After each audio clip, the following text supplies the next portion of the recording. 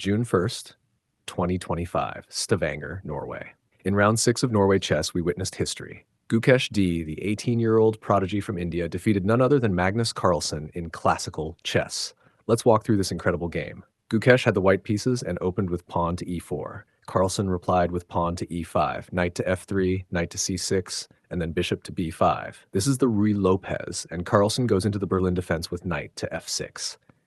Instead of going for the mainline endgame, Gukesh played pawn to d3, a quieter approach. Bishop to c5 from Carlsen.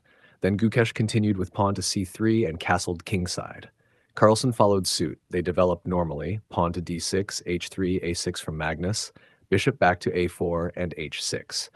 Gukesh repositioned his bishop to c2 after pawn to b5 from Magnus, while Black's bishop came to b6, then knight developed to d2, knight to e7 from Magnus, and Gukesh played pawn to a4.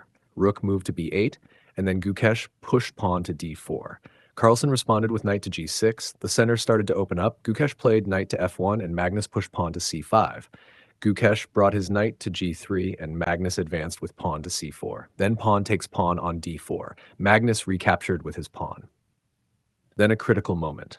Magnus pushed his pawn to a4, and Gukesh responded with bishop takes pawn. Magnus continued with bishop to b7. Gukesh advanced with pawn to d5. Magnus mirrored with bishop to c8. Gukesh played pawn to b3, and after an exchange, bishops came off the board. Then Magnus brought his knight to f4, and Gukesh placed his bishop on c6. The rook slid to b4. Queen came to c2, and then Magnus pushed pawn to g6.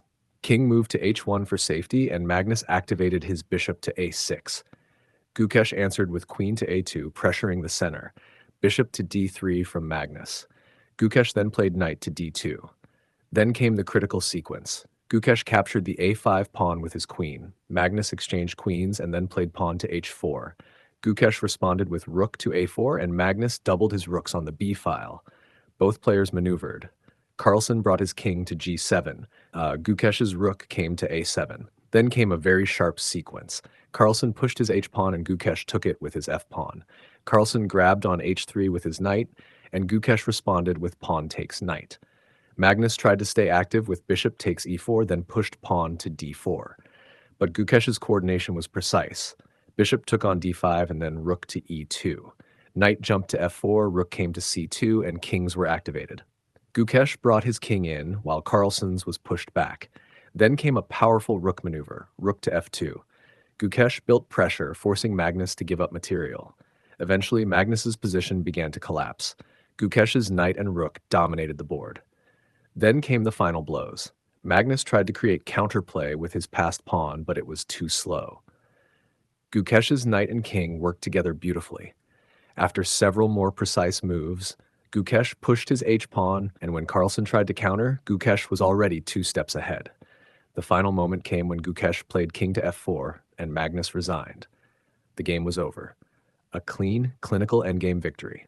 Gukesh D defeats Magnus Carlsen with the white pieces. Not by a fluke, not by a blunder, but by sustained pressure, sharp calculation, and brilliant endgame technique. This wasn't just a win.